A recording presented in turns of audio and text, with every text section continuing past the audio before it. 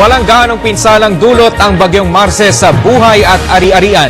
Ito'y base sa latest report ng National Disaster Risk Reduction and Management Council o NDRRMC. Alamin natin ito sa report ni Aya Macalma. Zero casualty, ito ang hangarin ng National Disaster Risk Reduction and Management Council sa tuwing may darating na bagyo sa bansa at hanggang sa ngayon ay wala pa silang natatanggap na ulat na casualty. At habang papalis na ng bansa si Bagyong Marce, maliit lang ang naidulot na pinsala sa mga lugar na apektado. Minimal, very minimal ang damages to properties. Umaabot sa 4,000 katao ang nag-evacuate mula sa lugar ng Muntinlupa, Bataan at Zambales dahil sa biglang pagbaha. Sa Mariveles, Bataan, 14 na estudyante ang natrap sa Mount Tarak nang maabutan sila ng bagyo. Na-rescue naman ang lahat ng mga estudyante kahapon.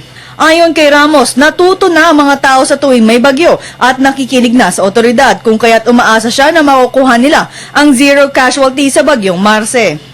Believe ako dyan, dahil walang injured, wala rin missing na fishermen, wala rin namatay. Nakikinig na sila. Wala tayong casualty kay Marce. Para sa Telebisyon ng Bayan, Aya Macalma.